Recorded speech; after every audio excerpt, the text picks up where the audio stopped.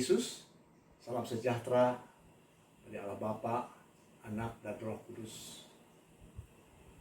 Senang bisa bertemu lagi dengan Anda, walaupun mungkin terlalu sepihak, karena Anda bisa melihat muka pendeta, tapi saya tidak bisa melihat bagaimana keadaan saudara-saudara saat ini. Tapi setidaknya saya berterima kasih karena sapaan waktu yang lalu ada responnya juga. Ada yang langsung memberikan kesaksian bahwa dia memang sejak mula-mula ibadah online itu melakukannya seperti di gereja. Nyanyi, ikut nyanyi, doa, ikut doa, berdiri juga dia berdiri. Ada yang memang pakai HP yang sederhana ditegakkan, ada yang ternyata canggih bisa mengkontaknya ke dalam televisi, beramai-ramai sekeluarga seperti ikut kebaktian di ruang yang lain. Nah, saudara-saudara, itu yang mengatakan tidak banyak bahwa ikut ibadah online itu seperti di gereja. Beberapa malah terus terang ya ngaku nih katanya, kalau di rumah itu sesantai-santainya, baik bajunya, sikapnya, kadang-kadang juga sambil lalu. Ya, itu respon yang setidak-tidaknya dia mendapatkan sesuatu yang berguna. Tapi saya tidak tahu apakah mungkin ada yang memanfaatkan ini sekali-sekali atau sama sekali tidak. Nah, ini yang tentunya tidak menggembirakan. Ke gereja mesti repot aja, nggak teratur. Sekarang di rumah juga, walaupun mudah, tetap tidak juga melakukannya. Ya, kadang cuma pertanyaannya, sampai kapan Pak? Ya, nggak ada yang tahu. Saya cuma jawab itu karena memang tidak ada yang tahu. Karena ini bukan perlombaan lari atau renang. Kalau perlombaan lari atau renang, kita tahu berapa jarak yang mesti ditempuh. Ada yang pendek, 100 meter misalnya. Ada yang panjang, 42,195 km kalau lari maraton. Nah, orang yang mau ikut, udah tahu bahwa dia akan lari sekian lama. Tenaganya juga harus dia siapkan, diatur dengan baik. Nah, itu kalau ikut lomba, tahu garis finishnya, garis akhirnya, kapan selesai, tahu. Tapi yang kita hadapi sekarang ini, kita tidak tahu sampai kapan kita di rumah saja. Sampai kapan baru ada perubahan ke arah yang biasa seperti dulu. Tidak tahu kita. Yang kita perlu dalam bersikap adalah kita belajar bersabar.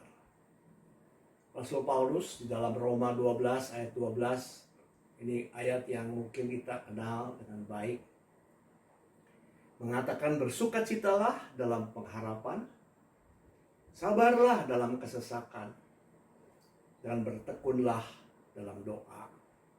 Gampang ingat ya, Roma 12 ayat 12. Nah, bicara tentang kesabaran, saudara-saudara, saya ingin memberi contoh. Biasanya Abraham diajak untuk sabar menunggu anak yang dijanjikan Tuhan sampai 25 tahun. Lama banget. Saya ingin mengajak apa yang dialami oleh Nuh dan keluarganya. Ya, di sekolah minggu kita menyanyikan Nabi Nuh dan istrinya, 3 orang anaknya, 3 orang mantunya, masuk ke dalam bahtera. Masuk hujan, lebat, turunlah, dan seterusnya. Nah, saudara-saudara, itu cerita yang kita sudah tahu. Udah tahu ujungnya juga. Tapi bagaimana ketika Nuh dan ke-7 orang di dalam bahtera merasakan, mengalami Tidak ada televisi, tidak ada radio, tidak ada orang yang bisa dihubungi. Ya udah pada mati. Tapi bisa sampai juga pada waktunya. Inilah yang dirasakan, dialami oleh Nuh dan keluarganya. Saudara-saudara, 40 hari, 40 malam hujan lebat turun. Selain itu dikatakan juga semua mata air memancarkan air keluar. Jadi makin banyak lagi air. Dan bukan saja hujan yang memang berhenti pada waktu setelah 40 hari, 40 malam. Air bah yang terjadi, banjir besar yang terjadi itu. Sampai 150 hari. Bahtera itu memang tidak ada yang bocor, tidak ada masalah, tapi juga tidak bisa keluar, belum waktunya.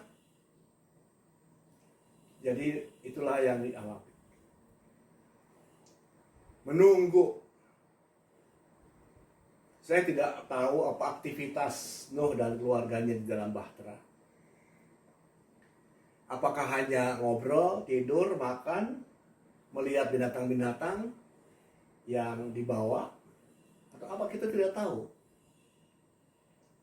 Pasti mereka mempunyai kegiatan.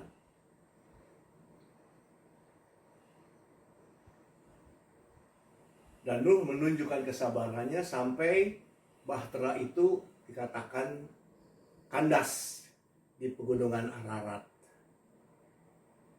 Dan kandasnya bahtera itu tidak otomatis sudah selesai semua. Masih tunggu lagi.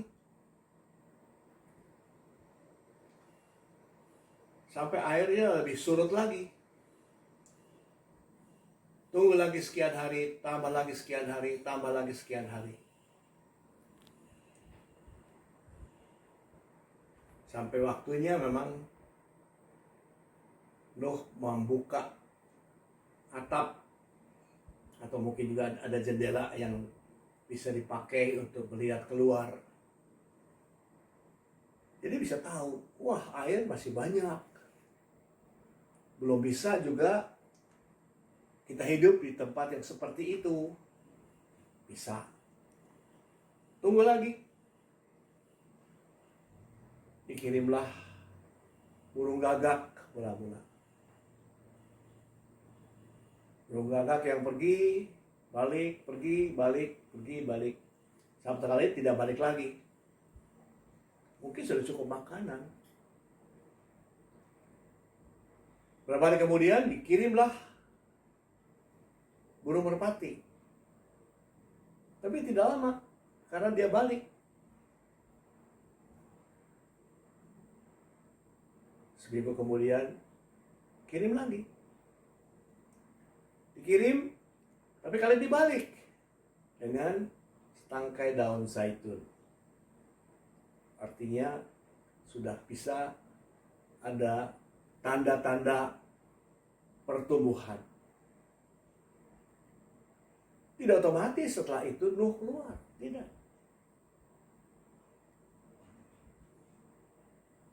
Pada waktunya ketika Tuhan Allah berfirman kepada Nuh, sekarang keluarlah dari bahtera itu. Baru keluar. Ada firman Tuhan. Ada petunjuk Tuhan. Ada jalan yang Tuhan sediakan. Dan mulailah Nuh dan keluarganya hidup di suasana yang sangat baru. Digambarkan Nuh yang sudah 600 tahun lebih umurnya pada waktu itu menjadi petani. Petani anggur. Entah yang lainnya tidak disebutkan. Tapi Nuh bisa hidup sampai 950 tahun. Berarti 350 tahunan lagi masih setelah keluar dari bahtera. Di dalam bahtera, ketika masih di rumah saja, istilahnya sekarang ini, itu setahun lebih mungkin. Tapi lamanya kan nggak kira-kira. Rasa. Itulah kesabaran. Nah, di dalam Amsal pasal 14,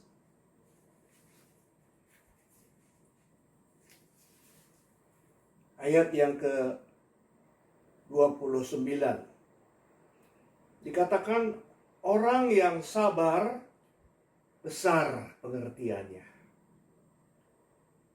Tetapi siapa cepat marah tidak sabar, artinya membesarkan kebodohan. Makin bodoh kelihatan. Bukan kelihatannya aja, memang benar makin bodoh. Tapi orang yang sabar itu mempunyai pengertian yang makin lama makin bagus. Bisakah kita juga bersabar, saudara-saudara? Untuk menunggu waktu yang Tuhan sediakan. Menunggu waktu Tuhan mengatakan kepada kita, sekarang keluar lagi, aktivitas biasa, lakukan ini dan itu.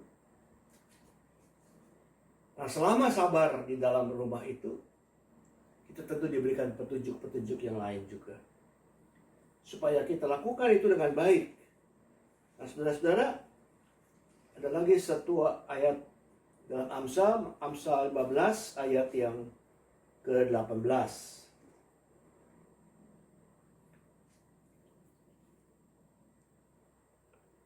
Si pemarah membangkitkan pertengkaran, tetapi orang yang sabar memadamkan perbantahan.